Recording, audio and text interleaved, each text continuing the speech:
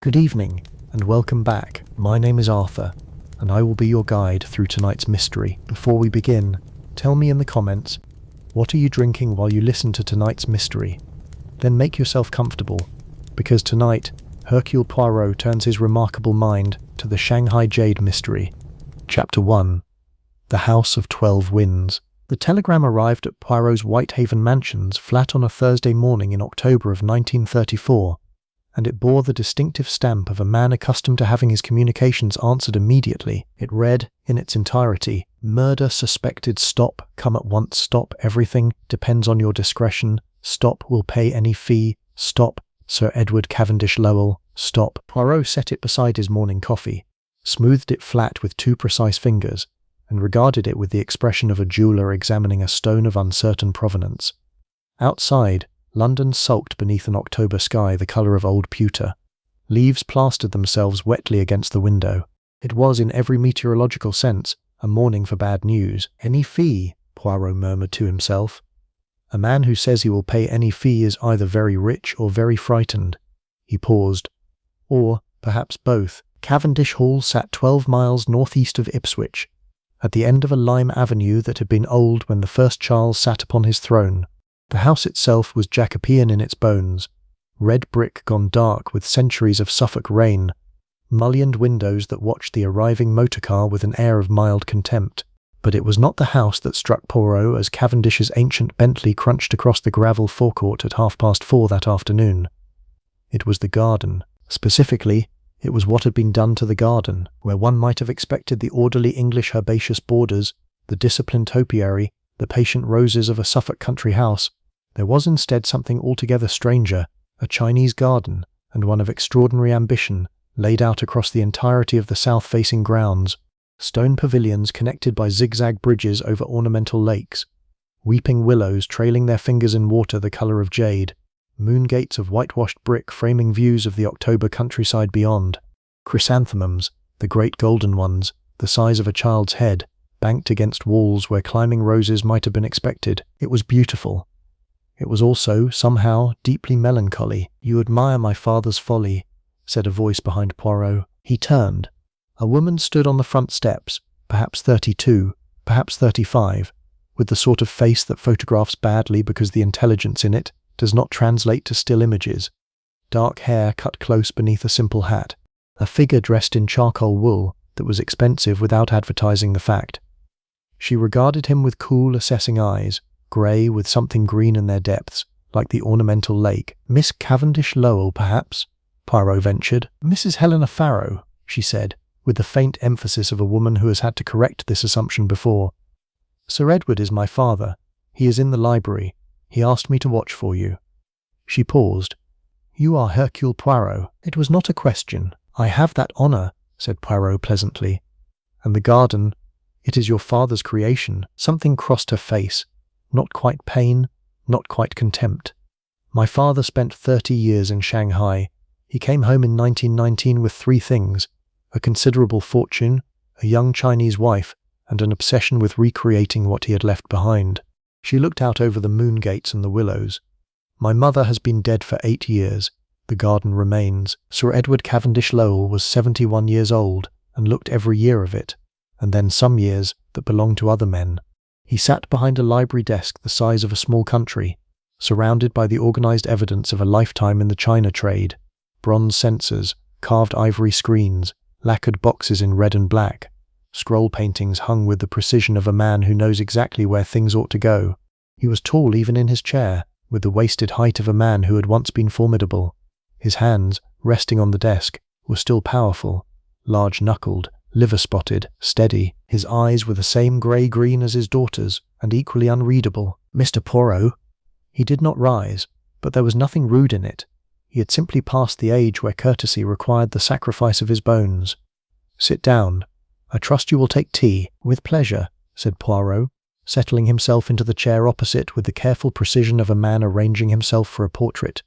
He noted, without appearing to note, a great many things about the room. He noted the position of the chairs. He noted what was on the desk. He noted what was not on the desk, which was, in its way, more interesting. "You said murder," Poirot said, when the tea things had been arranged to his satisfaction. Yet I observe no police, no ambulance, no general disorder. The household appears calm. The murder, then, has not yet occurred, or it occurred some time ago and was thought, at the time, to be something else." Sir Edward regarded him steadily. "The latter," he said. "My wife, my first wife, Margaret, who died in 1929, died of a heart attack. That was what the doctor said. That was what was put on the certificate." He paused. "I have recently come to believe that she was murdered." "Recently? After 5 years?" "Yes. And what has occurred to bring this conviction upon you at this particular moment?" Sir Edward was silent for a moment. Then he opened the centre drawer of his desk and withdrew a small object, which he set on the blotter between them. It was a jade pendant, roughly the size of a man's thumb, carved in the form of a seated figure, the stone so deeply green it was nearly black. It hung on a chain of yellow gold. "This," said Sir Edward, "belonged to my second wife, Mei Ling. She died, as Helena told you, 8 years ago, of pneumonia, officially." His voice did not change, but something in his eyes did. "And 3 weeks ago, I found this pendant in a place where it absolutely could not be, unless someone in this house put it there deliberately. In Margaret's jewellery box, locked, to which only 3 people have ever held a key." Poirot did not touch the pendant. He leaned forward and examined it with the focused attention of a man reading a document of great importance. "It is very fine," he said. "The carving, a Guanyin, is it not? The goddess of mercy." Something flickered in the old man's face. "Yes," he said, appropriately ironic, given the circumstances. The household assembled for dinner that evening, with the formal reluctance of people who would all, individually, have preferred to eat alone. Poirot had, by design, arrived at precisely the hour calculated to observe the assembly without being of it. He was a guest, but a guest of uncertain status, which made people uncertain too, and uncertainty made people interesting. The dining room was, like everything in this house, a collision between Suffolk and Shanghai. Pale oak panelling hung with Chinese silk panels, a Georgian sideboard bearing a row of Tang dynasty horses, electric light in silver sconces that would not have looked out of place in either London or Peking. Helena Farrow arrived first, and she was not alone. Her husband, Dr. James Farrow, entered 2 steps behind her, with the careful positioning of a man who has learned to appear casual about his own subordination. He was perhaps 40, lean and sandy-haired, with a doctor's hands and a doctor's habit of looking at people as though assessing their symptoms. His practice was in Ipswich. Poirot had learned from Cavendish's secretary, a comfortable but undistinguished provincial practice, the kind that relies on continuity rather than brilliance. He kissed his wife's cheek as she sat, and she permitted it with the mild attention one gives to a habit one has grown accustomed to. After them came Sir Philip Cavendish Lowell, Sir Edward's son by his first wife Margaret. He was 45, and he had the particular look of a man who had been handsome once and knew it, and had spent 15 years watching the evidence recede. There was something unfinished about him, about his movements, his attention, the way his eyes tracked Helena's position in the room before they found anything else to rest on. He was wearing evening clothes that were slightly too good for a family dinner in the country, as if he were reminding himself of something. "Poirot," Sir Philip said, with the abbreviated cordiality of the English upper class at its most wary. "Edward tells me you're some sort of detective. Belgian, is it?" "It is," said Poirot mildly. Sir Philip poured himself a whisky from the sideboard without offering one to anyone else. "Suppose you're here about the Jade business." "Philip," Helena said, without looking up from her menu card. "Well, it's not a secret, is it? Father's been in a state about that pendant for 3 weeks. If he's brought in a detective, there's no point being coy." "There's always a point in being coy," said a new voice from the doorway, "when one doesn't know what the detective is actually here to discover." The woman who entered last was perhaps 60, with the sort of beauty that had organized itself, over the decades, into something more durable than prettiness. Good bones, clear dark eyes, the posture of someone who learned early that rooms notice how you walk into them. She was Chinese, or half Chinese. The particular quality of her features suggested a European father, a generation back, and she wore her silver-streaked hair in a simple arrangement that managed to be simultaneously Western and entirely not. She was dressed in deep plum, with jade at her throat and wrists. "My aunt, Constance Chen," Helena said, with an inflection that conveyed something more complicated than introduction. She was Mei Ling's sister. She has lived with us here at Cavendish Hall for the past 6 years. "Since 2 years after Mei Ling died," Philip said, from the sideboard. "Yes," said Constance Chen, without turning toward him. Since then, she looked at Poirot with the direct, undeflected attention of a woman who has never felt the need to perform social warmth. "I know who you are, Mr. Poirot. My question is what exactly you have been told." Before Poirot could answer, there was a footstep in the corridor, and a young man appeared in the doorway, barely 20, still carrying the unfinished look of late adolescence, with Mayling's dark hair and Sir Edward's jaw, and the particular lost expression of someone who has arrived at a party where everyone already knows what they're not being told. "Sorry," he said. "I was in the garden, lost track of time." "My son," said Sir Edward from the head of the table, where he had appeared with the silent authority of age in its own house. "Robert. He has been up at Oxford this past year." Robert Cavendish Lowell took his seat with the quick, over-casual grace of the young, and poured himself water with the careful deliberateness of someone who has learned that his choice of beverage is being observed. Poirot noted this. He noted many things. He noted that Philip's eyes went to Robert with an expression that was not quite resentment, and not quite something warmer, something that combined both into a third thing with no clean name. He noted that Constance Chen took the chair farthest from Sir Edward, though she moved into it as naturally as if she always sat there, which she did, Poirot suspected. He noted that Helena Farrow, from her seat midway down the table, could see every face simultaneously, and that she had taken this chair deliberately. He noted that the Tudor roses carved into the great fireplace were flanked, on either side, by carved chrysanthemums, a modification no Tudor craftsman had made. Sir Edward had had them added. Someone in this house had been very determined to make the past present, and he noted the 7th chair at the table, set, laid with silver, bearing a place card, which remained empty throughout the meal, and which no one mentioned, and about which, precisely because no one mentioned it, he was very curious indeed. After dinner, when the port had been passed and the servants had withdrawn, Sir Edward tapped his crystal glass once with a knife, and the table went quiet with the particular quality of quiet that falls when something long dreaded has finally arrived. "I imagine," said Sir Edward, "that you are all wondering precisely why Mr. Poirot is here." "We're wondering what you've told him," Philip said. "I've told him about the pendant." Sir Edward placed both hands flat on the table. "I intend to tell him everything else as well.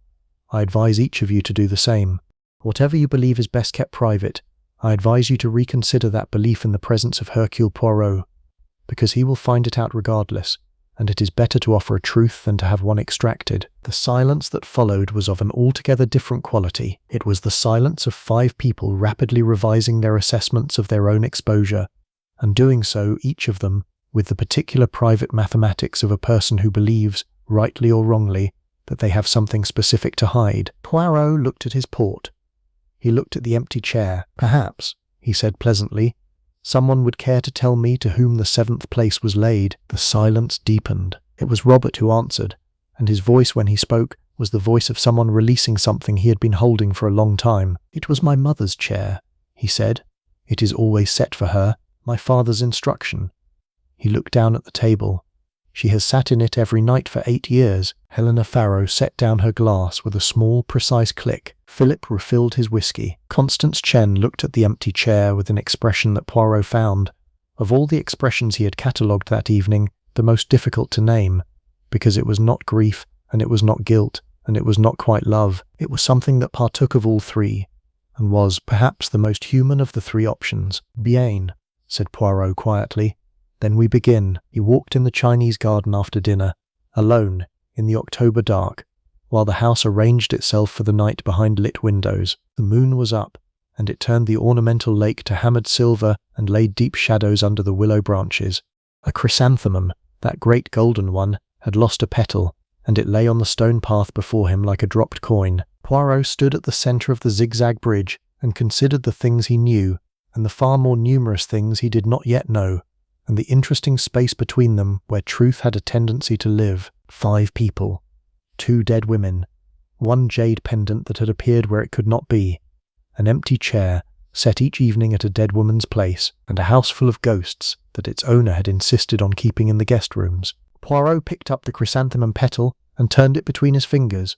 It was cold and faintly damp, and when he lifted it to the moonlight it was the exact colour of old gold. The goddess of mercy, he thought, set in a jewellery box, locked, by someone who wished her mercy to be found. Or, he said aloud, to the willow and the dark water, by someone who wished her mercy to be felt. He replaced the petal carefully on the stone rail of the bridge, where it would catch the morning light. Then he went inside and went to bed, and lay awake for a very long time thinking about the difference between those two things. Chapter 2. The Curious Methods of M. Poirot. Poirot breakfasted alone, which he preferred, and early, which he also preferred, and in the excellent company of his own thoughts, which were by this hour already considerable. He had asked, the previous evening, for a sheet of paper and a pen, and the night's silence had been instructive. He had written several things and crossed out several others. He had drawn a small diagram that would have meant nothing to anyone but himself, and then folded the paper 4 times with geometrical precision and placed it in the inside pocket of his jacket. The breakfast was good. Kidneys, bacon, excellent toast, proper marmalade. The coffee was not Poirot's preferred beverage, but it was strong and hot, and he made no complaint. He was in any case primarily interested in the butler. Pierce had been with the household for 23 years. He was Suffolk-born. Poirot could hear it in the long vowels and the careful consonants. A man of 60, with the butler's particular gift of being visible only when required. But Poirot, who had trained himself to notice what other people's attention slid past, observed that Pierce's hands were not quite steady when he poured, and that his eyes, when they thought themselves unobserved, went to the Chinese silk panel on the dining-room wall, specifically to a particular figure in the panel's central composition, rendered in green and gold silk thread, carrying a flowering branch. The Guan Yin, the goddess of mercy. Again. "You have been with the family a long time," Poirot said pleasantly, as Pierce refilled his coffee. "Since 1911, sir." Pierce set the pot down with the punctual restraint of a man who has given this information before and knows exactly how much of it he intends to give. "Ah, then you knew Mrs. Cavendish Lowell." "The first Mrs. Cavendish Lowell?" "Yes, sir." "A difficult woman?" A pause of perhaps 2 seconds, barely perceptible, but Poirot, who counted such things, caught it. "Mrs. Cavendish Lowell was a woman of firm opinions, sir." "And the second Mrs. Cavendish Lowell?" "Mei Ling." Another pause, shorter, but different in quality. This one was not caution. It was something closer to protectiveness. "She was a very gentle lady, sir, and loved, I think." Pierce looked at him directly for the first time. "By those who knew her, sir?" "Yes." Poirot nodded and asked for more toast. The interview, to all appearances, was over. In fact, it had produced 2 things of considerable interest. The first was the particular quality of Pierce's regard for Mei Ling, which was not the regard of a servant for a mistress, but the regard of someone who had watched a gentle person suffer. The second was the word those, and the necessary implication of its plural, that there had been others in the house who had not loved Mei Ling at all. He found Philip Cavendish Lowell in the billiard room at 10 o'clock, practicing alone with the focused aggression of a man working something out on the balls, rather than working it out in his own mind. Philip was in shirt sleeves, his evening clothes abandoned for tweed, and he played without grace but with considerable force. "Mr. Poirot," he said, without looking up. "Come to interrogate me?" "To talk," Poirot said pleasantly, settling himself in a leather chair near the window, with the comfort of a man who intends to be there for some time. "These are different things, are they?" Philip chalked his cue. "Father seems to think there's going to be some sort of grand revelation. The family assembled in the library, Poirot explains all, that sort of thing, perhaps. But before the grand revelation, there is the boring preliminary, the questions about nothing in particular." Poirot smiled. "You will find, Mr. Cavendish Lowell, that I ask a great many questions about nothing in particular." Philip looked at him directly, wary, calibrating. "What do you want to know?" "Tell me about the Jade collection." Philip blinked. Whatever he had been expecting, it was not this. "The what?" "Your father has a collection of Chinese jade. It is, I understand, quite significant. The pendant that concerns him, the Guan Yin, I believe it was part of a larger collection that belonged to Mei Ling." "Yes." "Well, yes and no." Philip set down his cue. Mei Ling had her own pieces she brought from Shanghai, personal things, but the main collection, that's father's. He's been collecting since 1895, some of it's museum quality. A pause. "He's leaving it to Robert." The flatness in Philip's voice when he said his half-brother's name was not contempt. It was something more complicated, a note that combined something old with something recent, as if an old wound had acquired a new bruise. "And the estate?" Poirot asked, as if the matter were of mild conversational interest. "Split," Philip said. "The house to me, good God, the expense of it, And thanks very much. And the income from the Shanghai investments to Robert, in trust until he's 25. He picked up his cue again. Not that Robert knows the half of what those investments represent. Father's spent 30 years ensuring no one does. You are knowledgeable about the investments? I am a partner in a shipping firm in the city. Some of those Shanghai interests run through companies I know. He paused, and when he spoke again there was a different quality in his voice, drier, more careful. Father has been very protective of the details. Protective, said Poirot thoughtfully, or secretive? Philip looked at him. For a moment the studied nonchalance slipped, and Poirot saw something underneath it. Not quite anger, not quite fear, but the particular discomfort of a man who has been carrying a suspicion for a long time and has not yet decided what to do with it. Pierce will give you the run of the house, Philip said, in a tone that indicated the conversation was over. If you want to see the Jade collection, it's in the Long Gallery. The Guanyan's case is the 7th from the left. Poirot noted the exactness of that specification, 7th from the left, delivered without hesitation. Philip had been to that case, and recently. The Long Gallery was precisely what its name suggested. A corridor-wide room running the full length of the east wing, its walls hung with portraits and its centre occupied by glass-topped display cases. The portraits were Cavendish ancestors, mostly generations of Suffolk squires regarding their posterity with various degrees of approval. But here and there, among the wool-draped Elizabethans and the powdered Georgians, an interloper appeared. A scroll painting, a silk panel, a Chinese brush portrait of a young woman with Mei Ling's face. The Jade collection occupied the last third of the gallery in 12 glass cases, each lit from within by a small electric lamp. The pieces were extraordinary, not showy in the Western diamond and gold sense, but with the deep, composed beauty of things made by people who believed that beauty should earn its existence rather than announce it. The 7th case from the left held the pendant's home, a small silk-lined stand, size and shape exactly matched to the Guanyin, currently empty. Sir Edward had returned the pendant to his own keeping. Poirot stood before the empty stand for a long moment. Then he moved, very slowly, along the entire row of cases, stopping at each one. He was not looking at the Jade, he was looking at the glass. In 3 of the cases, numbers 4, 7 and 11, the glass showed the faint ghost of a fingerprint at approximately the same position, slightly right of centre, at a height consistent with a right hand gripping the case edge rather than pressing the glass.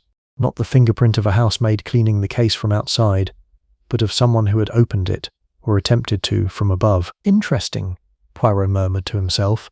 Trays en terrasson. He straightened, adjusted his cuffs, and went to find Dr. James Farrow. The doctor was in the garden, the Chinese garden, seated on a stone bench near the moon gate, with the slightly disconnected air of a man who spends a great deal of time waiting for something to begin.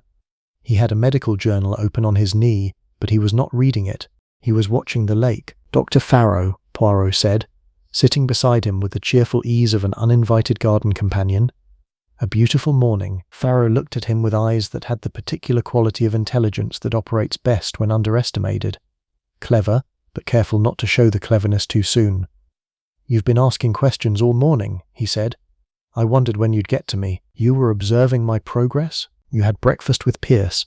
You spent 20 minutes with Philip. You went to the Long Gallery alone. He glanced at Poirot with a faint smile. Country houses have eyes, Mr. Poirot. You'd be surprised how much the staff notices. On the contrary, Poirot said, I would not be surprised at all. The staff notices everything. It is their profession. He settled more comfortably on the bench. Tell me about Mei Ling. A pause. Farrow turned a page of his journal without reading it. I didn't know her well. I married Helena in 1926. Mei Ling died in 1926, February. We overlapped for 3 months. He paused. She was ill when I first came here, already clearly unwell. Pneumonia, the death certificate said. Yes, you are a doctor. I was not her doctor, Farrow said carefully. Sir Edward called in Dr. Whitmore from Ipswich. Not me, presumably because it would be irregular, treating one's own wife's stepmother. Irregular, Poirot repeated. Or because someone preferred you not to be in that room. Farrow said nothing, but his hands, Poirot noted, had gone still on the journal. The hands of a man who has just heard a fact he already knew, stated openly, for the first time. There is something, Poirot said gently, that you know. It is not perhaps a thing you can prove, but you know it. Here, he touched his own chest, and it has been sitting there for 8 years, and it has not gotten lighter." James Farrow looked at him for a long moment. When he spoke, his voice was even, controlled, and very quiet. "When they laid her out," he said, "I saw her, briefly, before the coffin was closed. I was passing the room. The door was ajar." He paused. "The mottling around her lips was not consistent with pneumonia, and you said nothing. I was the son-in-law. 3 months married. I had no authority, no standing.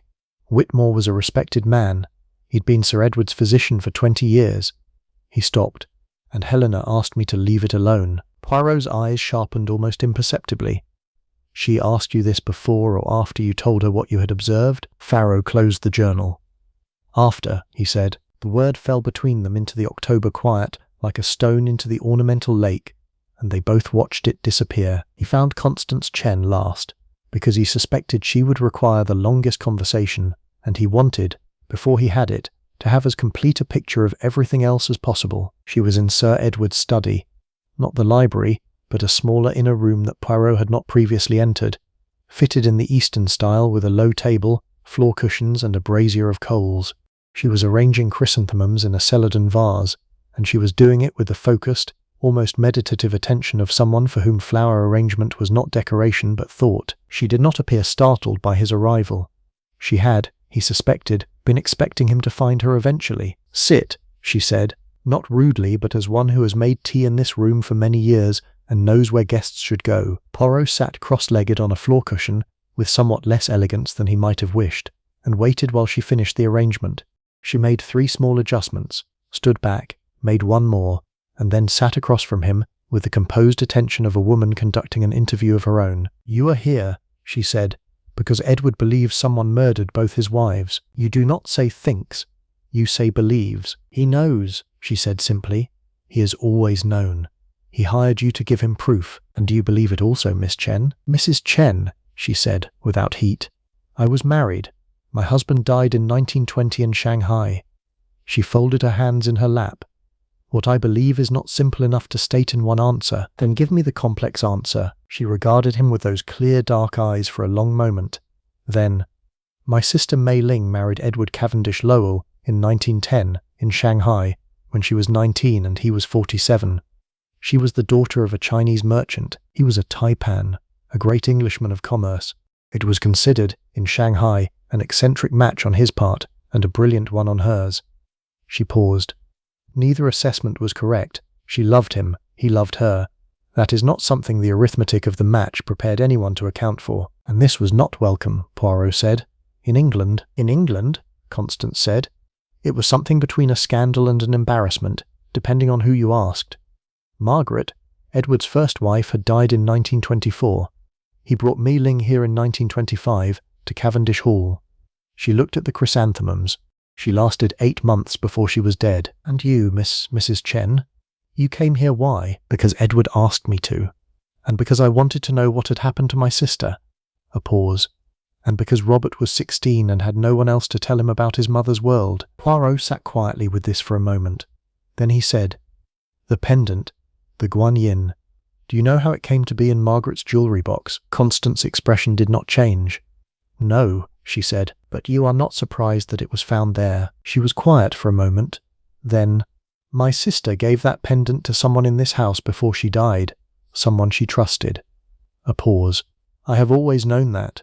What I did not know was which of them it was." "Because," Poirot said softly, "she gave it to the person she wished to protect." Constance Chen looked at him, and for the first time something in her face moved.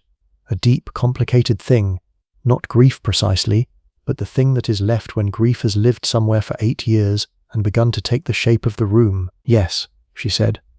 "Yes, Mr. Poirot, that is exactly what I believe." Poirot walked that afternoon, alone, in the Chinese garden, and did what he did best, which was to think. He stood at the centre of the zigzag bridge, and looked at the lake, and arranged facts in his mind with the precise care of a man laying a mosaic. Each piece known, the picture not yet clear, but the outline beginning, at last, to suggest itself. 1 pendant, 2 dead women, 5 living suspects, and a 7th chair set each evening, where a ghost sat in an old man's love and a young man's grief and someone else's guilt. "Ah," said Poirot softly, to the willow and the jade-coloured water. But which gilt, and what kind? A chrysanthemum petal fell. He watched it land. Chapter 3. The Architecture of Secrets. He spoke to Robert Cavendish Lowell that afternoon, in the younger man's bedroom. A room that told him more than Robert himself did, though Robert told him a considerable amount. The bedroom was the room of a man in the process of becoming someone, with all the incompleteness that implies. Oxford books on the shelves alongside volumes in Chinese that Poirot recognized as classical poetry, and one or two philosophy texts. A photograph of a woman on the desk, Mei Ling, clearly, though younger than Poirot had imagined her. Another photograph, less prominently placed, of a group at Oxford, Robert among them, squinting into sunlight, his arm around a young man with curly red hair and an expression of unreserved delight. On the windowsill, a small jade ornament, not from the gallery collection, but personal, worn. A small rabbit, the stone pale green, one ear chipped. "She gave it to me," Robert said, from the doorway, watching Poirot observe it. He came in, sat on the bed's edge with the loose-jointed ease of the very young. "When I was 4. The ear was already chipped. She said it was good luck because it proved the rabbit was real." "A charming philosophy," said Poirot.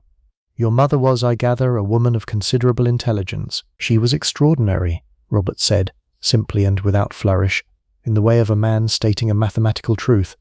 "She spoke 4 languages. She had memorized most of the Tang dynasty poets. She could read the Shanghai markets as if they were, she said they were like playing cards. You just had to know which suits were which." He paused. "She was also, here, in this house, completely powerless.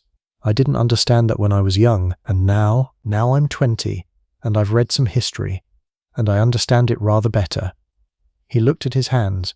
"Father thinks someone killed her. He's thought so for years, I think. He only told me last month." "What is your own view?" Robert was quiet for a moment. "I think someone here made her life very small. I think the smallness killed her, one way or another." He paused. "I can't decide which would be worse." Poirot regarded him with interest. "Tell me about your relationships in the household." "Philip," Robert said the name carefully, like a word in a language he was still learning the grammar of. We are not close. He was 25 when father married my mother. He had expected to inherit everything, and then there was suddenly a Chinese stepmother and the prospect of a half-brother." A pause. "He has been over the years various things to me, sometimes hostile, sometimes almost kind. I don't entirely understand him. And Mrs. Farrow, Helena," something different in his face at this name, a warmth he immediately qualified. "Helena is the cleverest person in this house, including my father. She understood, when she was very young, what it costs to be her father's daughter in a house where her mother resented everything her father loved. She survived it by being useful." He paused. "She is very good at surviving. And her husband, James," Robert almost smiled. "James is a good man, I think. He married up, socially, and I think he knows it and dislikes knowing it. He takes care of people. He took care of me when I was ill one summer, and he did it not as a doctor, as a person who wanted someone to be well." "And Mrs. Chen, your Aunt Constance?" Robert's face softened entirely, a different quality from the warmth he'd shown for Helena, simpler, more direct. "She is the one who told me who my mother was, not as a daughter or a wife, as a person, what she cared about, what made her angry, what she found funny." He looked at the jade rabbit. "She has kept my mother real, in a house where my father keeps her chair, but has let everything else about her become a kind of decoration." Poirot absorbed this with apparent casualness, but he stored it with great care. The boy was not stupid. The boy saw things. "One more question," Poirot said, rising. "The pendant, the guanyin. Your father says only 3 people have ever held a key to your mother's jewelry box." "Yes, father has one. Helena has one. She was named executrix of mother's personal effects, and—" He stopped. "And?" Poirot asked. "And mother had one, which was buried with her." He met Poirot's eyes. "Which means it must have been father or Helena, or," Poirot said, pleasantly, "someone who had access to one of those keys without anyone being aware of it." He left Robert with this to consider. He took his tea with Helena Farrow, by design and by her invitation, in the small morning room where a fire had been laid against the October chill. Helena poured without asking his preferences. She had already established, Poirot noted, that he took it with milk and 1 sugar. She had done this by the simple expedient of asking Pierce this morning. She was, as Robert had said, the cleverest person in the house. "You've been systematic," she said, handing him his cup. "Philip, then James, then Aunt Constance, then Robert. You've left me until last of the family." "After the servants," Poirot agreed, "who are themselves a kind of family in a house of this age. What did Pierce tell you? That your mother had firm opinions and that Mei Ling was gentle?" He smiled. "He is a very loyal man." "To my father," Helena said, "unconditionally. The others he distributes his loyalty more carefully. And you? Do you distribute yours carefully?" She looked at him over her cup with those grey-green eyes that were so like her father's and so utterly unlike them. Her father's eyes looked at the past. Helena's looked at everything simultaneously. "I distribute it honestly," she said, "which is different. Tell me about your mother." Helena set down her cup. She was quiet for a moment. Not a reluctant quiet, but a gathering one. The quiet of someone choosing precision over ease. "My mother was a woman who had been wronged," she said finally. "She had been a good wife to my father for 20 years, and then he went back to Shanghai for a long visit in 1908 and came back different. She knew, I think, before he said anything. Mothers know." She paused. "She stayed. She had Philip, 12, and me, 7. She stayed, and she managed this house, and she was a perfect wife until she died in 1924 of a heart attack." She picked up her cup again. "But she was not in those years a good mother. She was too angry for that, and she didn't understand that her anger had to go somewhere and what it was doing to its destinations." "To you," Poirot said. "To Philip more than me. Philip adored her. Philip has never entirely forgiven my father." She paused. "And then, of course, there was the question of the will." "The first will?" Helena's eyes sharpened fractionally. "You know about the first will." "I know there was one. I do not yet know its contents." She set down her cup with the same small, precise click he had noted at dinner. "When my mother died in 1924, my father's will left everything to Philip and me equally. The Shanghai investments, the estate, the Jade collection, everything." A pause. "In 1925, when he brought Mei Ling to England, he revised his will. The Shanghai investments went into trust for any child of that marriage. Philip retained the estate. The Jade collection went to Robert, as he told you." She looked at the fire. The revision was fair, in its way, but Philip had spent a year believing he was to inherit something very specific, and the revision came as a correction, a painful one. "He had debts," Helena said flatly. "He still does. The Shanghai income would have settled them. Without it—" She stopped. "That is not my information to give." "I understand," Poirot said, though in fact he had already ascertained, through some preliminary inquiries before leaving London, the approximate dimensions of Philip's financial situation, which were considerable. "Let me ask you something else. The key to your stepmother's jewellery box. You held one, I am told." Helena was very still for a moment. "I was her executor," she said, "for the personal effects." "Yes. And where do you keep this key?" "On my ring." She held up her right hand, where a small ring of keys hung, the domestic keys of a woman who runs a household. Among them, one small bright key that was slightly different from the others. "I have had it since she died." "It has never left your keeping?" "Never," she said, and met his gaze, and Poirot read in her face precisely what he expected to find. The truth, and alongside it, something adjacent to the truth, which was also true but differently shaped. He did not press it. "Not yet." "You asked your husband," Poirot said, "to say nothing about what he observed at Mei Ling's laying out." She did not flinch. "Yes." "Why?" "Because I was not yet sure what it meant, and premature accusations in a household like this they are stones thrown into still water. The ripples don't stop." She paused. "And because I needed to understand it first." "And have you understood it?" Helena Farrow looked at the fire for a long moment. Then she looked at Poirot. "I think I know what happened to Mei Ling," she said quietly. "I have believed it for several years. What I do not know, what I have never been able to determine, is who." "Not who did it," Poirot said thoughtfully, "but who among several candidates." "Yes," he nodded slowly.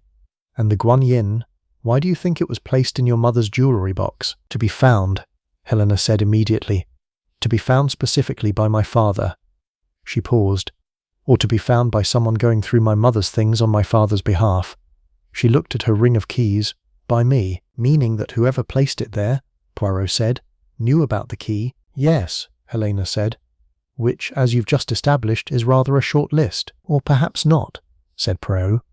He set down his own cup, stood, and straightened his cuffs. One more question, Mrs. Farrow. The empty chair at the dinner table. Whose idea was it originally? My father's, she said, then paused. But it was Constance who asked him to do it. Poirot was very quiet for a moment. Constance Chen, he said, asked your father to set a permanent place at the table for her dead sister. Yes, and no one in all the years since, has found this arrangement strange, distressing. Helena looked at him with those clear, complicated eyes. We have all, she said carefully, found it very many things. Strange is the least of them. That evening, Poirot asked Pierce to show him the room where Mei Ling had died. It was kept as a guest room, redecorated some years after her death, impersonally furnished now, with the neutral courtesy of a room waiting for someone to fill it. But the window was the same window, looking south over the Chinese garden, and Poirot stood at it for a long time, looking down at the moon gates and the lake and the zigzag bridge in the autumn dusk. The guanyin had been placed in a locked box to which 2 keys existed in the world, one of which had been in Sir Edward's keeping throughout, one of which had been on Helena's keyring throughout, and yet the pendant had been placed there. He stood at the window and thought about what Mei Ling would have seen from this window in February of 1926, when she was dying. The garden, this garden her husband had built for her, had perhaps built of her, the living translation of the world he had loved. Had she looked out at it? Had it comforted her, or had she looked out at it and known, in whatever clarity the dying sometimes achieve, exactly what had happened and who had done it? And if she had known, if she had understood, what had she done with that knowledge? She had given the pendant to someone she trusted, someone she wished to protect. The goddess of mercy, Poirot thought. But whose mercy? And for whom? He turned from the window. The room was entirely silent. On the mantelpiece, ordinary, forgotten, dusted weekly by habit, was a small vase of dried flowers. Chrysanthemums, gone to pale brown with age, still faintly holding their shape. Poirot stood very still. 8 years was a long time for dried flowers to be kept on a mantelpiece in a guest room, dusted but never removed, as if someone had decided they should stay. He went to Pierce. The flowers, he said. In the room where Mei Ling died. Who put them there? Pierce was quiet for a long time. She did, sir, he said at last, just before she died. She asked me to bring them, and she arranged them herself. He paused. I've never had the heart to remove them. Neither has anyone else, I think. No one's ever told me to. She arranged them herself, Poirot said. Yes, sir. About 3 days before the end, when she could still sit up. He paused. She said, I remember it clearly, sir, because it struck me as an odd thing to say. She said, these will outlast what needs outlasting. Poirot regarded the old butler for a long moment. She was not, he said finally, speaking about the flowers. No, sir, said Pierce, and in his voice was 8 years of a grief he had never had occasion to name. I don't think she was. Chapter 4. What was not there? Poirot began the next morning by asking Sir Edward for the household accounts for 1925 and 1926. Sir Edward regarded him without surprise. What do you expect to find in household accounts? Almost certainly nothing, said Poirot cheerfully. That is why I wish to examine them. What the accounts told him, after an hour's careful reading in the library, was unremarkable in itself.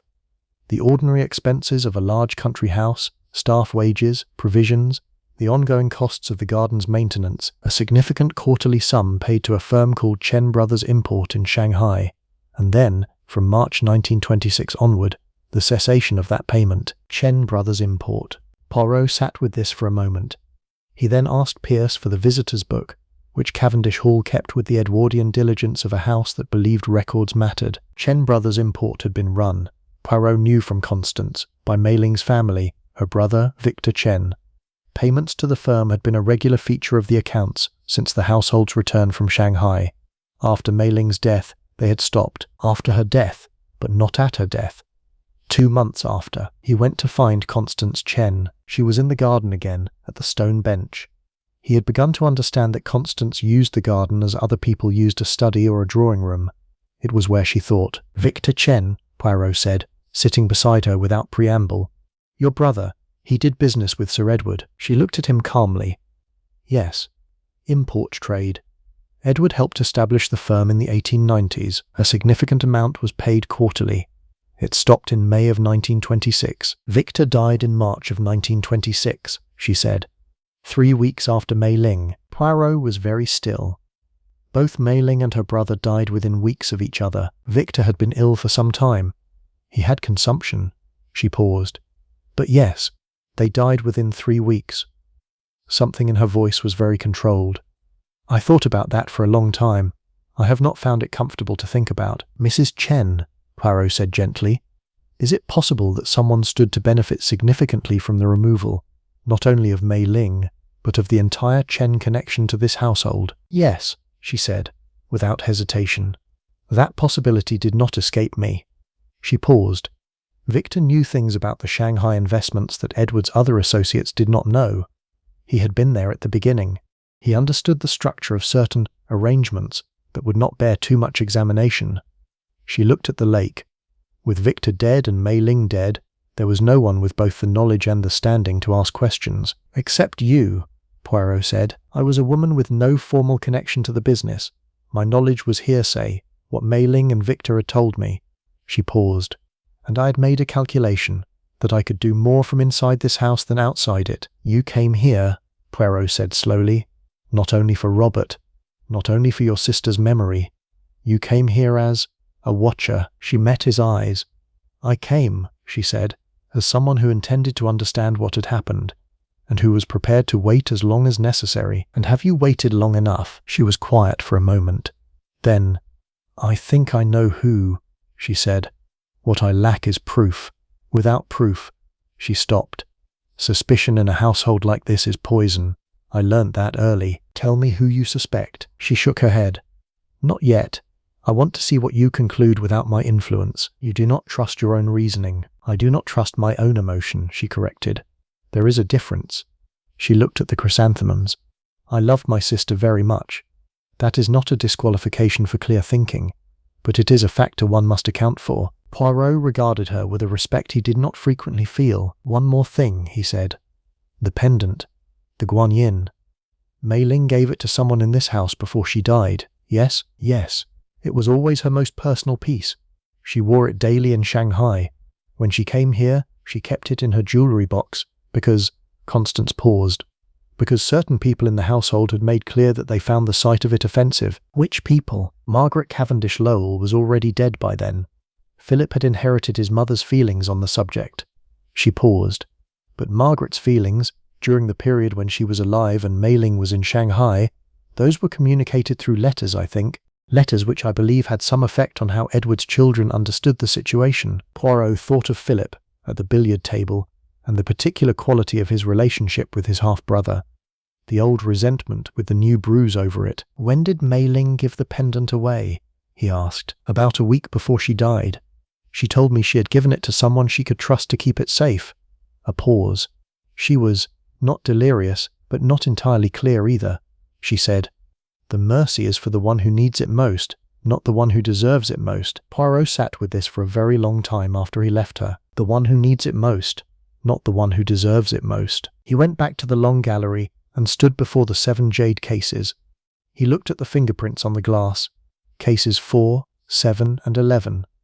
Then he took out his small notebook and wrote 3 numbers, 4, 7, 11. He looked at them for a moment. Then, beneath them, he wrote, 4 plus 7 equal 11. It might mean nothing. He suspected it meant something very specific. The incident that afternoon was the kind that changes the quality of an investigation. The way a shift in light changes the quality of a landscape. Suddenly things that had been flat acquired depth, and things that had seemed deep appeared to be surface. Poirot was returning from the long gallery when he heard voices in the passage that connected the gallery to the east wing stairs. He was not, it must be understood, eavesdropping. He had simply paused to re-examine a detail in one of the portraits, and voices in a passage do carry. It was Philip and Helena. Philip said, Can't go on with this. If he finds out, and Helena said, with the flat precision of someone delivering a truth they have delivered many times before, he will find out. That is why he's here. Whatever you've been telling yourself, Philip, you need to decide right now whether you want to tell him yourself or have him discover it, because there is no third option. Philip said, Helena, no. Her voice was very quiet. I have protected you in this house for 8 years. I am not able to protect you any further. I am not willing to. A silence. Then Philip's footsteps, heavy and irregular, moving away. Then Helena's footsteps, lighter, considered, moving in the opposite direction. Poirot straightened the painting. It had not been crooked, but he straightened it anyway, and went to the library. He sat for 1 hour, very still, with his small grey notebook on his knee, and did not write anything. He did not need to write it. It was already, in its essential form, written in his head. Chapter 5. The Weight of Old Sins. The second discovery of the investigation, the one that changed its shape entirely, was made by Robert Cavendish Lowell the following morning, and Robert brought it to Poirot at 7 o'clock, while Poirot was still at breakfast, with the barely contained urgency of someone who has been awake since 4. I found something, Robert said, sitting down across from Poirot without being invited, which Poirot forgave him entirely on account of his face. In my mother's writing desk. I went looking last night. I don't know why, I just needed to. He stopped, steadied himself. The desk has a false bottom. I knew about it from when I was small. She used to show me things she kept there, her papers from Shanghai, letters from my Uncle Victor. He set a folded paper on the table. This was underneath them all. Poirot did not immediately touch the paper. He looked at Robert's face first, the particular quality of shock in it, the way it combined revelation and dread, the face of someone who has found an answer to a question they are not sure they should have asked. Then he unfolded the paper. It was a letter, in Chinese characters, with a rough translation in English in different handwriting beneath. Newer handwriting, added later. The translation read, "I know that I will not recover. I know also what has been given to cause this. I do not say it from anger. I understand why. I ask only that my son be kept clear of those debts, and that he be told when he is old enough, not what was done, but that I chose to go gently, and that this was itself a kind of love, in the way that mercy sometimes is." And below this, in a third hand, older, shakier, "She knew. She let it happen. God forgive me for that. God forgive us both. ECL. Poirot sat very still for a long moment. Robert said, in a voice carefully held together. "Father," added the note. "The translation is, I don't know whose hand that is. Not mother's. She would have written the English herself." The translation, Poirot said quietly, was likely added some time after, by someone rendering the letter for a person who does not read Chinese. "Father doesn't read Chinese," Robert said. "Not fluently." "No," said Poirot, "but someone in this house does." He looked up. Robert had not yet followed this logic to its conclusion, or if he had, he was not yet ready to say so. Poirot did not press it. "Your father's note," Poirot said. "She knew. She let it happen. Do you understand what this means?" Robert's jaw was tight. I think it means my mother knew she was being poisoned, and chose not to fight it." "Yes," said Poirot gently. "That is what it means." "Why?" The word came out with the force of something held back for a long time. "Why would she?" "Because," Poirot said, "of what she says. I understand why. She understood the person who was doing it. She understood their desperation. And she made a choice, the most extraordinary kind of choice, to let it proceed rather than expose them." He paused.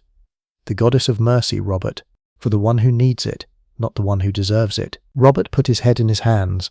Poirot waited, and poured him coffee, and said nothing until Robert looked up again. "Then who?" Robert said. "Not yet," said Poirot. "First I must speak with your father." Sir Edward received him in the library, standing, as if he had known this conversation was coming, and had chosen to meet it on his feet. Poirot placed the letter on the desk. Sir Edward looked at it. He did not appear surprised, but his face aged visibly in the moment of looking, 10 years added in the span of a breath. "You knew," Poirot said. "Not while she was alive." Sir Edward's voice was steady, but only by will. "I found the letter afterward, when I was clearing her desk, 6 months after she died." He sat down heavily. "I had the Chinese translated. I engaged a man in London, and then I wished very much that I had not. You knew she had been given something, and you knew she had accepted it." "I knew she had not fought it," Sir Edward said, "which is different." He paused. "She was not a passive woman. She was not a woman who surrendered to things. If she chose not to fight, she had a reason." His voice was very quiet. "She was protecting someone." "Did you not investigate? Did you not demand to know who?" "I am an old man," Sir Edward said, "who had spent his life making decisive choices and living with their consequences. And I looked at this letter, and I looked at my household, and I thought—" He stopped. I had already failed her. I had brought her to a house where she was not safe, and I had not understood the threat in time. His hands, flat on the desk, were very still. I could not undo that. But I could set the chair, I could keep the garden, I could make sure Robert knew what she was. He paused. It was not enough, but it was what I had. And the pendant in Margaret's jewellery box? I found it 3 weeks ago. I had not opened that box in years. I was looking for a document that Margaret might have filed there. He paused. When I found it, I understood that someone was telling me something, after all this time. He looked at Poirot directly.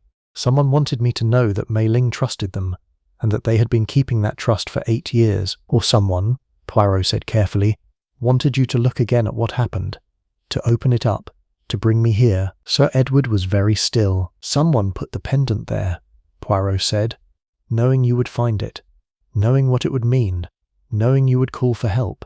He paused. That person, Sir Edward, is either your greatest ally in this, or they are playing a very long and very complicated game. Sir Edward looked at him, and in the old man's grey-green eyes was an expression that Poirot read with perfect clarity. The expression of a man who has for 5 years suspected something he was not ready to know, and who is now being told that the hour of knowing has at last arrived. He found the detail he had been missing that afternoon in the household pharmacy, the small locked cupboard in the butler's pantry where medicines were stored.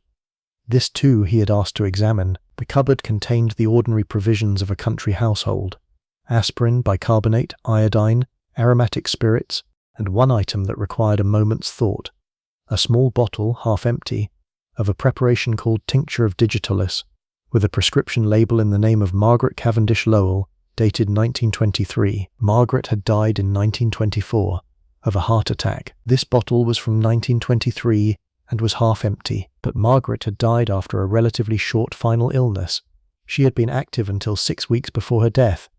She had not, in all the accounts Poirot had gathered, been a woman who took significant quantities of heart medicine. Half empty. He stood very still with the bottle. Digitalis, a heart medicine in large doses capable of causing fatal cardiac arrhythmia, and after that, a death certificate reading heart attack. In the wrong hands, in knowing hands, a very elegant murder, and a preparation already in the house, already labelled, already, to all appearances, belonging to the woman who would become its victim. But Margaret Cavendish Lowell had died in 1924. Mei Ling had died in 1926. 2 deaths, 2 women, and between them, a half-empty bottle of digitalis that had never been removed because someone had used it, and had used it twice. And Poirot thought of Mei Ling's letter.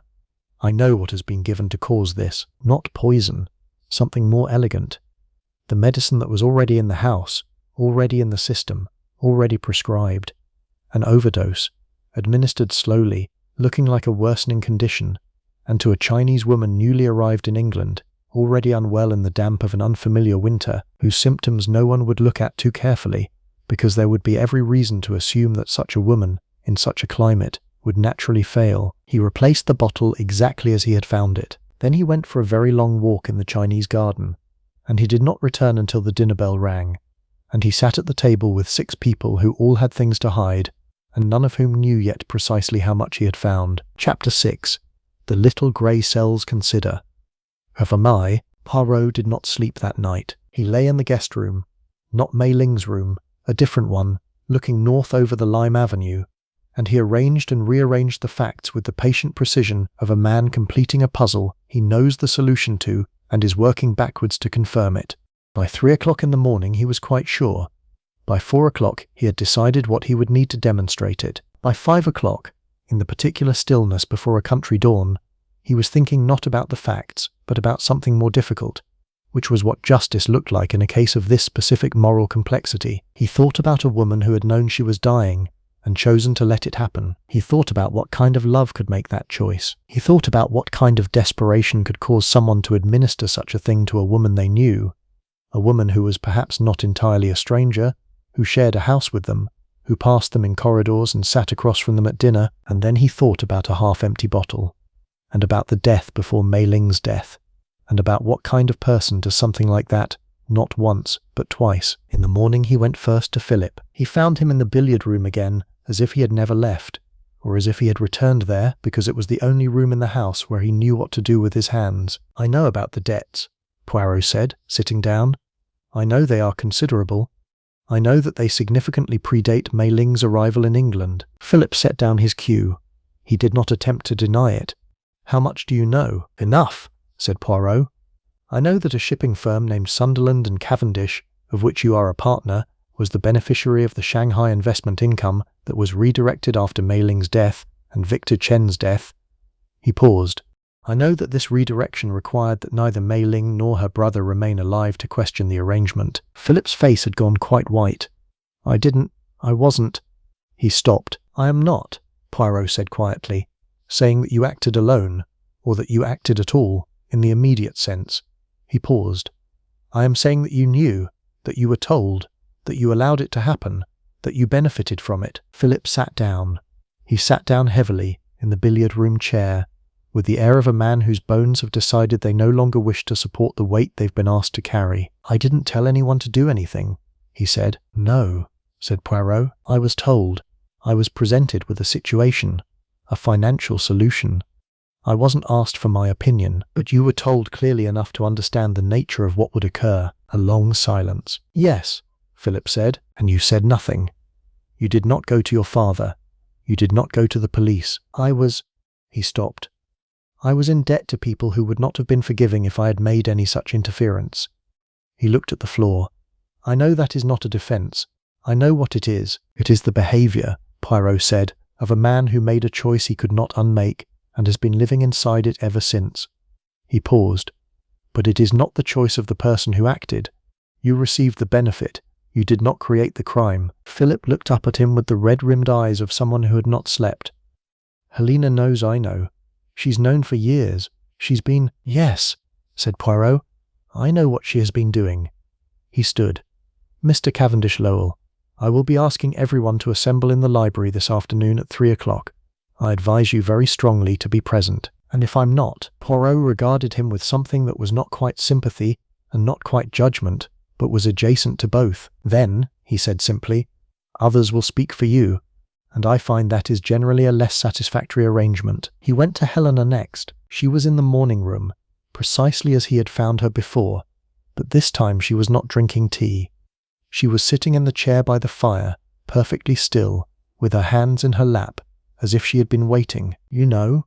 she said, when he sat down. "Yes," said Poirot. She looked at the fire. "How long have you known?" "Since yesterday," he said. "The translation of the letter confirmed it. The handwriting is your own, Mrs. Farrow. I had seen it before, on the household lists Pierce showed me. You read Chinese. You translated the letter for your father." He paused. "You have read it many times, I think?" "Yes." "And the pendant? You placed it in your mother's jewelry box. You have had the key since Mei Ling's death." He paused. "You wanted your father to find it. You wanted him to be forced finally to do something with what he knew." Helena's hands tightened slightly in her lap. "He had sat with that knowledge for years," she said. "He'd read that letter and put it back, and set her chair, and grown his garden, and done nothing. Grief without action." Her voice was very controlled. "I couldn't bear it any longer." "Why now? Why this year?" She was quiet for a moment. "Robert is 20. He is old enough. He is at Oxford. He has a life outside this house. If things must come to light, he can survive it."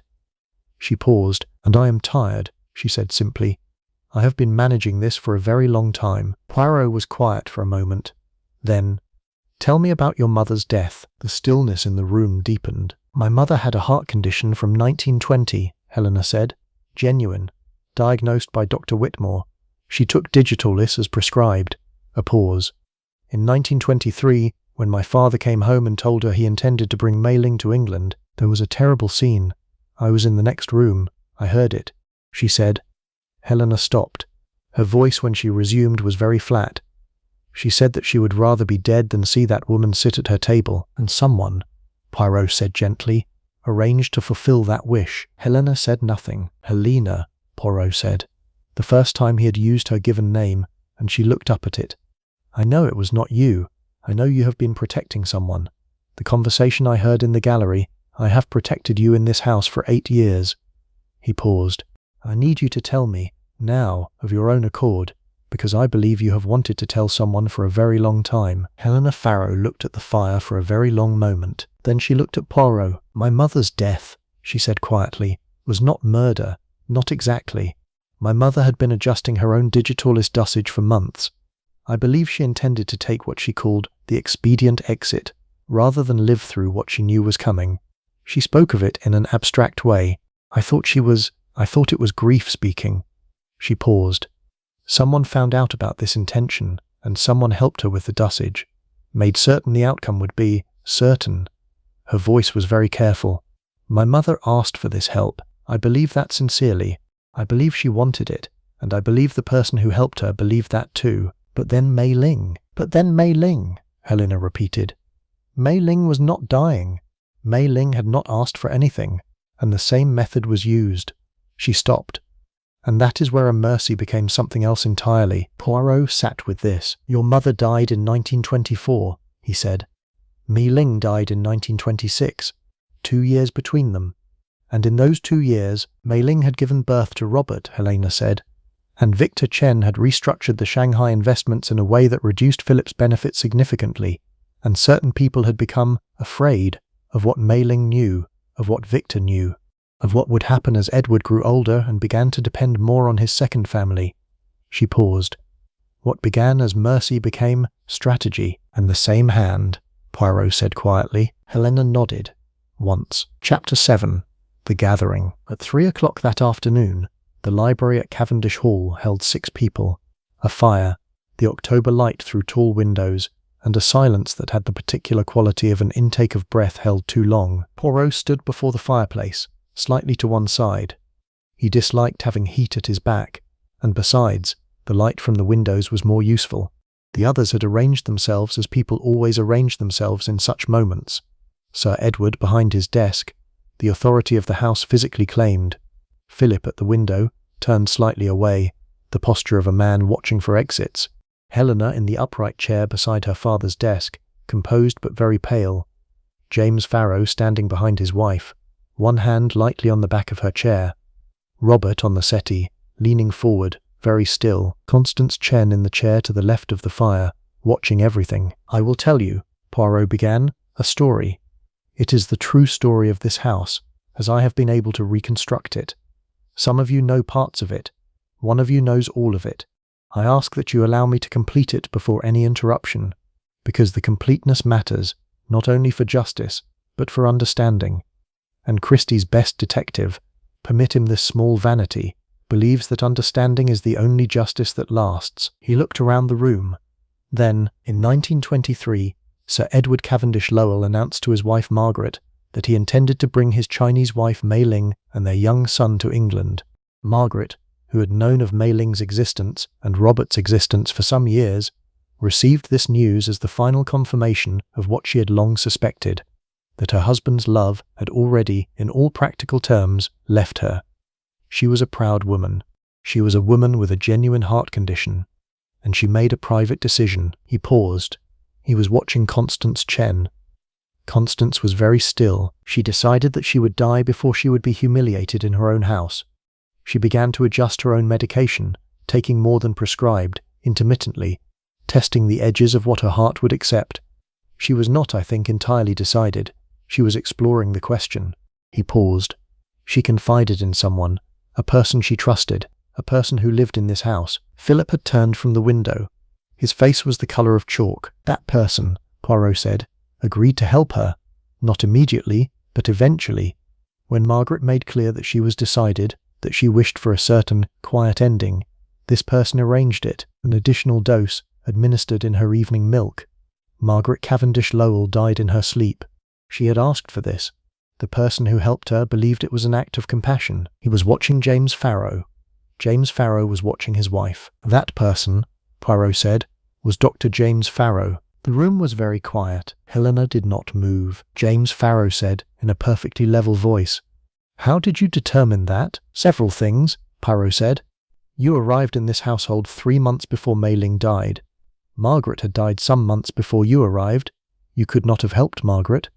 But you had access to a medical history through Whitmore, who was your colleague, and more significantly," he paused, You told me yourself, without realizing, that you saw the mottling at Mei Ling's laying out that was inconsistent with pneumonia.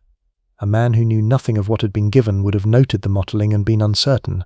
A man who had himself administered something would have known immediately what he was looking at. James Farrow said nothing, and your wife, Poirot said gently, asked you to say nothing, because she already suspected what you had done the second time, and she was not yet certain whether to love you or condemn you for it. Helena put a hand over her mouth. James Farrow, Poirot said, did not help Margaret Cavendish Lowell die out of wickedness.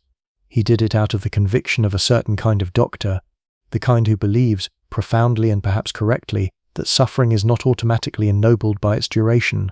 He had, I think, a complex and genuine belief that Margaret wanted this, had asked for this, and that his role was to be merciful. He paused. The difficulty is that mercy is not a principle that stops at the first occasion of its application. The fire crackled. No one else made any sound. In 1925, Mei Ling arrived. In early 1926, it became apparent, to those who paid attention, that Mei Ling was not going to be easily dismissed. She was intelligent. She was loved by her husband. Her brother Victor was consolidating the Shanghai investments in ways that benefited Robert's eventual inheritance at the direct expense of Philip's arrangement. Poirot paused. Philip came to Dr. Farrow, not to ask for anything. Philip is not a wicked man, merely a desperate one. He described the situation, the financial precipice, what Mei Ling's continued presence meant. He did not ask. He did not need to ask. Philip made a sound. Not words, just a sound. The sound of someone swallowing something very bitter. And Dr. Farrow, Poirot said, made the second decision. He told himself, I believe, that it was the same decision, that Mei Ling too would be better served by a gentle exit from a world that had not been kind to her. He told himself, perhaps, that the financial benefit was incidental, that his real motive was the same humane principle. He paused, but it was not. The first time a woman had asked him, the second time no one had asked anything. He decided alone that he knew best. He looked at James Farrow directly, and Mei Ling knew, Poirot said. Mei Ling understood what was happening to her, and she understood, I believe, who was doing it and perhaps why, and she made her own extraordinary choice. She chose not to expose it, because she wished to protect Robert from the scandal, because she understood that Dr. Farrow's conviction, however misapplied, was genuine, because, he paused, she was by nature the goddess of mercy, and she gave away the pendant that represented that quality to the person she had decided to protect. The room was utterly silent. Constance Chen said, very quietly, she gave it to James. No, said Poirot. She gave it to Helena. Helena made a small sound. She gave it, Poirot said, to the woman who would one day need to decide what to do with the truth. She gave it to the woman who loved her husband, and who would have to choose between that love and what was right. She gave the mercy, the decision about whether to exercise mercy, to Helena, and left it in her hands. He looked at Helena Farrow, who was crying silently, with complete composure, tears running down her face as if a locked door had been opened from the inside. And Helena, Poirot said, has carried that pendant for 8 years, and this year, when she decided the time had finally come, she placed it where her father would find it, not to expose her husband immediately, but to force the question into the open, because she knew that once Hercule Poirot was in this house, the choice would be made for her. He stopped. The fire settled. You gave yourself, Poirot said very gently to Helena, a way to do the right thing without being the one to do it, because you love him. And Mei Ling understood, 8 years ago, that this was exactly what you would need. Chapter 8. The Truth and Its Weight. The next morning was cold and bright, the specific brightness of Suffolk in late October, when the sky achieves a blue of almost offensive clarity, and the last leaves come down in the wind like coins from a pocket with a hole in it. Poirot walked in the Chinese garden one last time before the car came to take him to the station. He walked slowly, as he liked to walk, with his hands clasped behind him, and his thoughts arranged in the neat final order of a case that has reached its conclusion. James Farrow had not denied anything. When the silence after Poirot's revelation had stretched to its full and final length, James had looked at his wife with the expression of a man who has been carrying a great weight in a house of mirrors, and has finally walked through a door into plain daylight, and is finding the sudden simplicity of it both terrible and something very close to relief. He had said, to Helena only, not to the room, I'm sorry for what I made you carry. Helena had taken his hand, and then she had stood up and looked at her father, and she had said, "Father, I think James should speak to the police. I think that is what ought to happen." Sir Edward had been quiet for a very long time. He looked at the hands on his desk. He looked at Robert, who was looking at the floor with the taut stillness of a young man holding everything together at great cost. He looked at Constance, who was looking at nothing in particular, or at something only she could see. Then he said, "My daughter is right."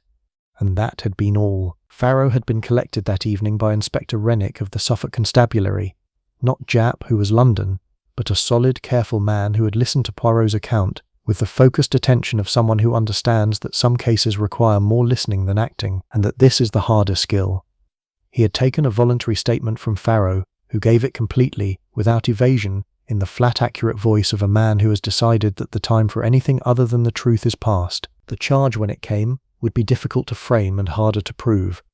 There were legal complexities around the first death, Margaret's apparent consent, and greater clarity around the second. What the courts would do with it was not Poirot's concern.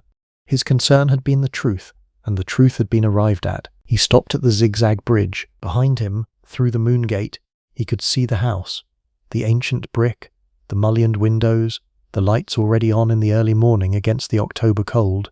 He could see, through one lit window, the shadow of Constance Chen moving in the kitchen, making tea. He could see, in a higher window, a lamp that he believed to be Robert's. Poirot thought about Mei Ling, who had looked out over this garden from her window and understood what was being done to her, and had spent her last weeks making arrangements.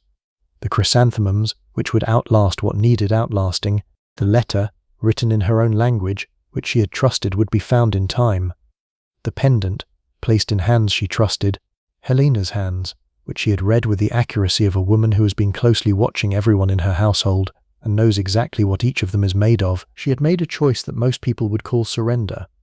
Poirot was not sure that was the right word. She had made a choice that protected her son from a scandal that would have marked him, that preserved her husband from the destruction a public accusation would have caused him, that gave the woman who loved the man who had killed her, Helena, the chance to choose her own moment, on her own terms, with the particular mercy of a decision that is made in love rather than in anger. It was not the choice Poirot would have made. It was not, he thought, the choice that justice in the simple sense demanded, but it was a choice of enormous moral complexity, made by a person of profound intelligence, and he found he could not condemn it. He thought about the goddess of mercy, who in the Chinese tradition is not merely gentle, but is, in her deepest nature, the embodiment of the most difficult kind of wisdom, the wisdom that understands when to act and when to wait, when to reveal and when to conceal, and what each of those choices costs. He thought about Helena, who had carried the pendant for 8 years, and had finally, with great care, placed it where it would begin the process of revelation, who had, in other words, exercised the mercy that Mei Ling had placed in her hands, not forgiveness, not condemnation, the harder thing, the willingness to let truth find its own time, and then, when that time arrived, to open the door for it. Sir Edward was waiting for him at the front of the house. He was wearing his coat and leaning on a stick. He had acquired, overnight, the look of an old man who has been old for some time, but has only just agreed to show it. He watched Poirot approach across the gravel, with eyes that held the complicated residue of a very long night. "I owe you a great deal," he said. "You owe me my fee," Poirot said pleasantly, "which my secretary will invoice in due course. The rest you owe to others." Sir Edward looked at the garden. "I should have acted 8 years ago." "Yes," said Poirot, "you should have." He said it without cruelty, but without softening it, because Sir Edward was the kind of man who needed the truth stated plainly and would not be served by anything less. You had knowledge, and you chose grief over justice, and in doing so you placed the burden of that choice on your daughter, who was 24 years old. He paused. "That was, I think, the gravest sin in this house, not James Farrow's. His was a more obvious one. Yours was quieter, and it lasted longer." The old man received this without deflecting it. "Yes," he said. "But," Poirot said, with the shift in his voice that came when he had arrived at the thing he most wished to say, "Mei Ling forgave you. That is what the letter means. I understand why. She was not speaking of Farrow alone. She was speaking of you also, of the situation you had created. She understood the whole of it, and she forgave it." He paused. "That is a remarkable thing. The difficulty is that it is hers to give, and you cannot give it to yourself on her behalf. You can only receive it, and try to be worthy of it." Sir Edward looked at the gate, and through it at the garden. She loved this garden, he said, despite everything. Because of you, Poirot said. And that is, I think, the most important thing in this entire affair. He held out his hand. Sir Edward took it. The car came at 9:30. Robert walked Poirot to it. The young man with his mother's dark hair and his father's jaw, and something in his bearing that was entirely his own. The particular dignity of someone who has been through a great deal before breakfast, and has decided not to be diminished by it. What happens now? Robert asked. For Helena, for Philip, for all of it. For Helena, Poirot said. A very difficult time, and then, I think, a clarification. She is a woman of considerable strength, and she has been maintaining too many things simultaneously for too long. The next months will be hard. The years after them will, I believe, be better. He paused. For Philip, he will need to face what he accepted. That is a different kind of reckoning, and it will be between him and his own conscience, which is, in some ways, the most reliable court there is. Robert nodded. And James? Poirot was quiet for a moment. Dr. Farrow acted from a genuine conviction, however fatally misapplied. The law will account for the acts. The conviction itself, that is for him to examine. He paused. He is not an evil man. He is a man who trusted himself too much.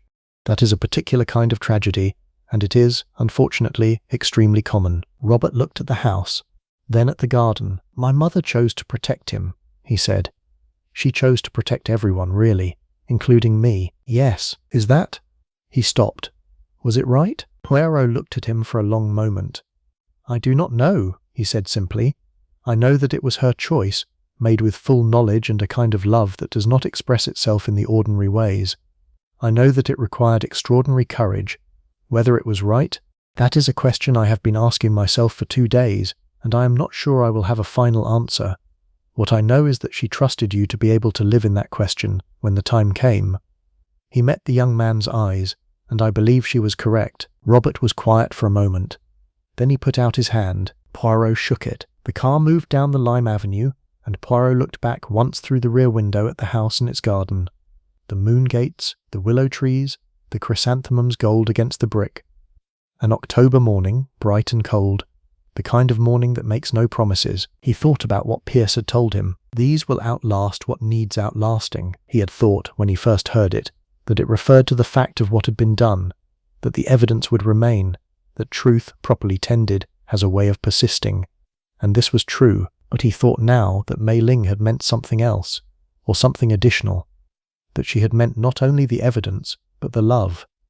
That the love, her love for her son, her strange, complex, generous love for the household that had housed and harmed her, would outlast the harm, would prove more durable than the wrongness, would be, in the end, what remained. He turned back to face the road. A law, he murmured to himself, and then said nothing else, because the thought that had arrived did not require words. He thought about the jade pendant, the goddess of mercy, the seated figure, carved in stone so green it was nearly black, with the patience of something that has been contemplating the same question since before any of the people in this story were born. Not what is justice. He knew the answer to that, more or less, but what does mercy cost? That was the question the Guanyin sat with, and that was the question Mei Ling had lived her last days inside, and that was the question Helena had been sitting with for 8 years, and that was, Poirot thought, not a question that the little grey cells could solve. It was a question that required something the little grey cells, excellent as they were, did not by themselves possess. He opened his notebook. He looked at the diagram he had drawn on the first night, the numbers 4, 7, 11, and the note he had added, 4 + 7, 11. He closed the notebook. Some things, he decided, he would keep to himself. The lime trees gave way to open road, and the house disappeared behind its centuries, and Poirot sat very quietly in the back of the car, and looked at the morning, and thought that justice and mercy were not, in the end, opposites, only two expressions of the same fundamental need, which was the need to take what had happened seriously enough to deal with it honestly, and gently enough not to break what should be kept. The car moved on through the October light. Behind it, in the Chinese garden, the chrysanthemums stood in their golden rows, and a last petal fell, and the morning went on being exactly what it was, the end.